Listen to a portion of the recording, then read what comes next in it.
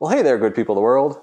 It's the Big Heavy back with some more home office tips. And today we're going to tackle one of the more difficult questions you've got to ask yourself when working from home. And no, I'm not talking about whether you wear pajamas or sweatpants. I am talking about whether you go with a single monitor setup or a dual or multi-monitor setup for your home office.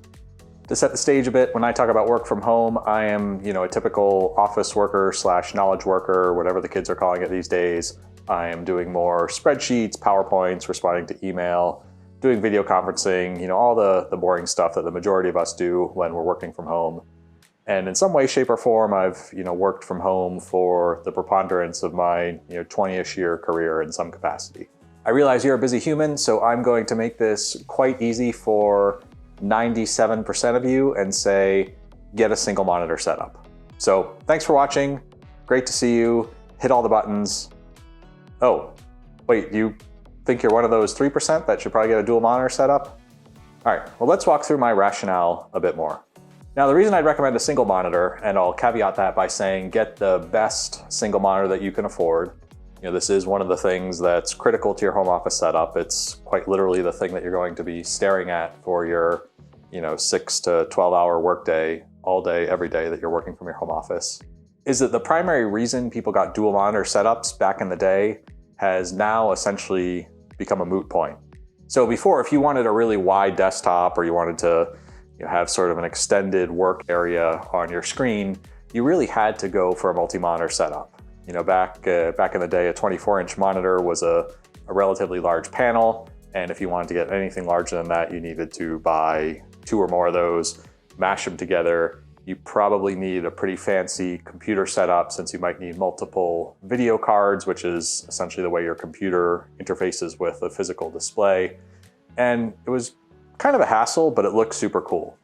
If you were some day trader or something and people walked into your home office and saw that you had 86 pieces of glass with all sorts of crazy charts that I truly don't think those people actually understand. They just put them on all the screens because it looks super cool.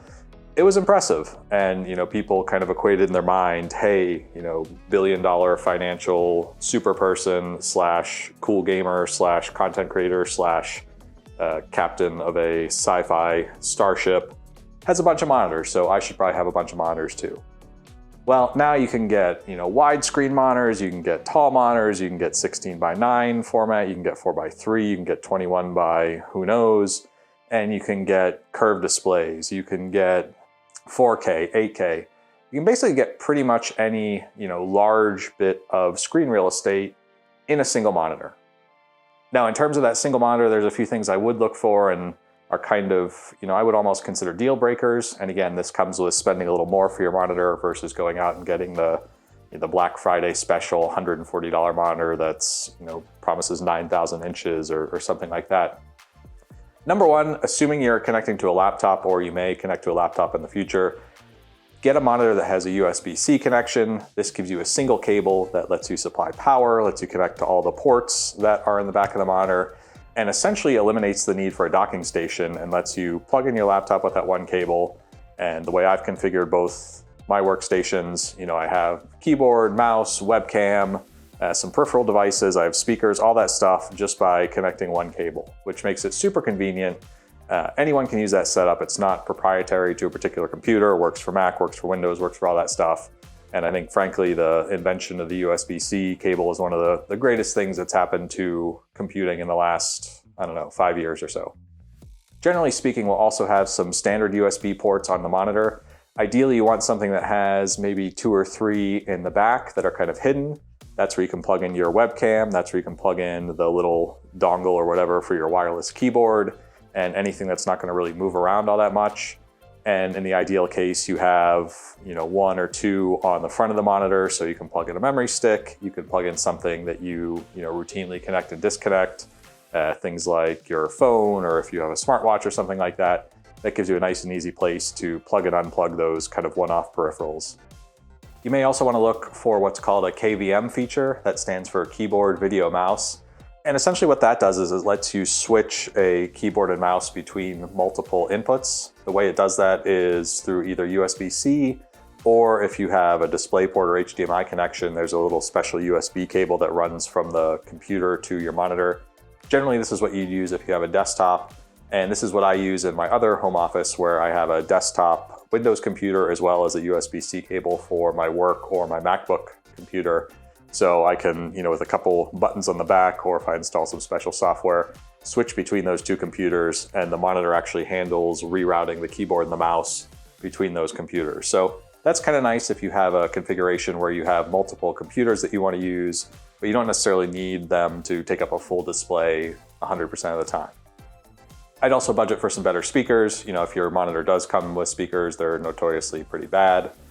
I would also take a few minutes to think about where you're going to put the stand for your monitor. For these larger displays, the stand can be pretty healthy. It's a pretty heavy stand usually. These panels get heavy, so they need a corresponding amount of weight in the stand.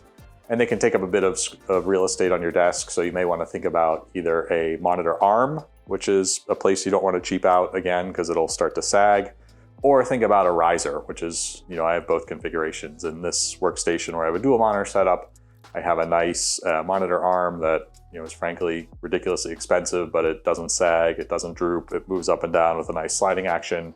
And then my other office in the house, I have a nice riser, and what that does is it lets me have some additional desk real estate. I kind of end up with a little garage underneath the monitor where I keep my stapler, my giant calculator, and some other stuff, so you don't lose that nice big square foot of desk space that the monitor stand would take up. And if you're like me, you've probably found no matter how large a desk you own, you could always use a little more real estate. So let's talk about that 3% use case that I mentioned where a single monitor isn't going to really cut it. And again, I think it's probably pretty rare that you fit into this space, so I would start with the assumption that, hey, I should get one high quality single monitor, and then if you fit into one of these scenarios, then maybe you end up pushing yourself towards a dual monitor. And the reason I say that is because if you do go with a dual monitor, you've now got two things that can break. It probably costs more than a similar amount of screen real estate just because each monitor requires its own power supply, requires its own set of ports, requires its own set of box, so that kind of superfluous add-on cost is going to double essentially when you buy two monitors. You're going to take up twice as much desk space. Now you've got two stands that you're going to have to incorporate on there, or you're going to have to go to a riser solution or some kind of monitor arm to minimize that desk space that you're taking up, which if you get one that doesn't suck is at least a couple or $300. You're also going to need some additional cabling. You might need an additional video card in your computer, depending on how recent it is and depending on how high resolution a display you want to drive. And finally, you're going to have more complex cabling. You're going to need at least twice as many display cables if you have two monitors. You're going to need to figure out how you're going to run audio and webcams and your keyboard and all that stuff. So it's just a lot of additional complexity, and ultimately you end up with screen real estate that you could buy in a single monitor, and you've now got a big old bezel in the middle. And yes, your brain kind of filters that out most of the time, but I find when I'm using my dual display setup, it's very much, I kind of have, it feels like two displays, if that makes sense. So it feels like I've got one set of activities here and one set of activities there. I rarely, if ever, find myself using an application that'll span those two displays, even though it's technically possible, versus when I'm on my one big panel in the house, you can position things wherever you want. So those specific situations where a dual display may make sense for you, first one, which is why I have a dual display out here in this office, is if you're running two different computers and need to be looking at them at the same time. So in my case, I have my personal laptop and I have a work laptop. So there are situations where, maybe I need to keep an eye out on my personal inbox because something urgent's coming in. Maybe I want to goof around, watch some videos that aren't really appropriate for work, or I want some music in the background or something like that. Now I can have my personal machine on one display. I can have my work machine on the other display. They're physically separate computers. They're not talking to each other. There's no information sharing. Work isn't seeing what's going on. And that's fairly effective if you do want to keep those two worlds completely separate. You might also find yourself in this scenario if maybe you're a software engineer or something like that, and you've got to, maybe you're building software on one platform like Windows or Mac, and then you need to test and execute on a different platform, maybe it's Linux or something like that. But if you're in that scenario, you're probably smart enough to know how to configure those two, and you may be in that 3% that needs this more advanced setup. The other place where you might find use for a dual monitor setup is if you've got unconventional display needs that you can't meet through a traditional large single monitor. The example I see a lot that some people seem to like is what I would call the fallen over letter T configuration. So they'll have a single widescreen display and then the same display just rotated 90 degrees. So now it's a large vertical display. This might make a lot of sense if you're maybe a lawyer or you do something in insurance where you've got a lot of large documents where you need to be reading a document and then doing something with the information from that document. I've seen this in a lot of call center setups and things like that, where it really is nice to be able to look at what was originally a paper document in its natural vertical orientation, and then have something where you're actually kind of doing the work related to processing those documents in a more standard horizontal configuration. I don't find myself needing to do that all that much. If I do have a long document, I usually just put it in a window that's kind of in that vertical orientation, and I'm able to work on whatever I want next to it fairly reasonably. There is a degree of redundancy you get in a dual monitor setup. So if you're doing something that, for lack of a better phrase, was mission critical, where if one of your monitors went down, you would be in trouble, or, people would die or something terrible would happen, maybe there's something to be said. I think in my entire technology career, which I've been playing with technology since the days of green screens for probably 30 years now, I've never had a monitor completely fail on me, knock on wood. If you're somebody that's dealing with technology at that level, that there's literally life and death on the line, you probably have another monitor kicking around the house, or most modern TV sets have HDMI input. A lot of the newer ones have a wireless input, so you connect to your computer that way, particularly if you have a laptop. I'll occasionally, if I'm practicing a presentation, cruise into the living room, connect up my laptop wirelessly to the monitor and practice looking at my slides in a large format. But if you did need that mission critical redundancy, maybe a dual display makes sense for you. Although if that's your rationale, think through, are there alternatives that give me that redundancy without the challenges of having a 2-monitor setup?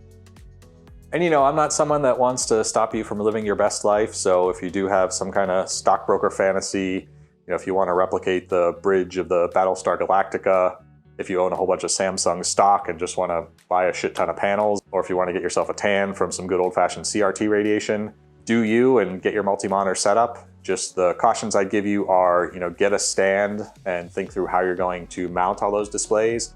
Don't cheap out there. Number one, you're not going to be happy if you've got a monitor arm that sags or won't keep your monitors, lined up as you want them. Number two, these things are 40, 50 pounds, and if you get a half decent one, $300-400 plus. So if the thing falls over, you're going to be pretty unhappy. So budget for a quality stand.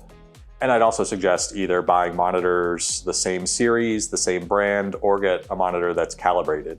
This is going to cost you a little bit more, but what that means is that the manufacturer sets the colors to some sort of previously determined standard, which in an ideal world means the colors and the brightness and everything on the 2 monitors will appear exactly or more or less the same when you have them set the same.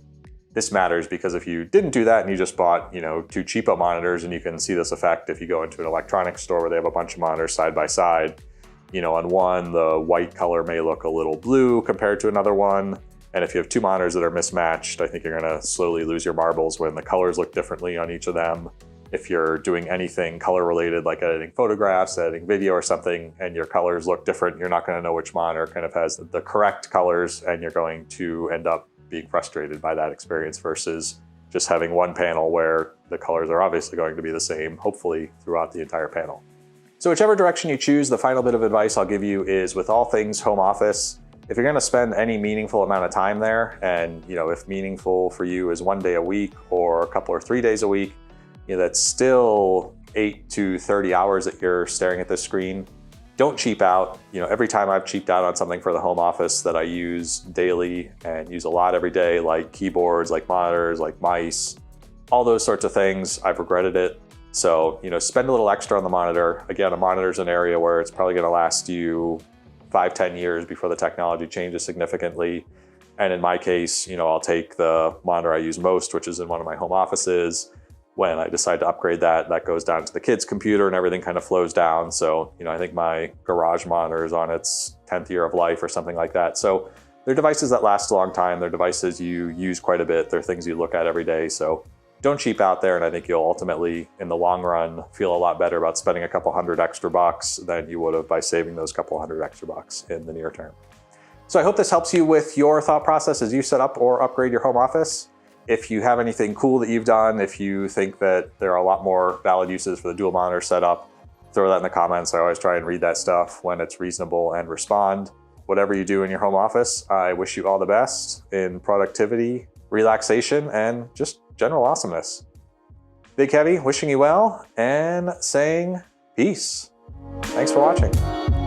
Ever wonder why every talking head on YouTube asks you to hit the like and subscribe button at the end of their video? You were right, because we're living in a computer simulation. And our benevolent robotic overlords get just a little bit of energy every time you hit that like. So do me, the rest of civilization, and our benevolent robotic overlords a favor. Mash that subscribe, be kind to each other, keep living your simulated dreams.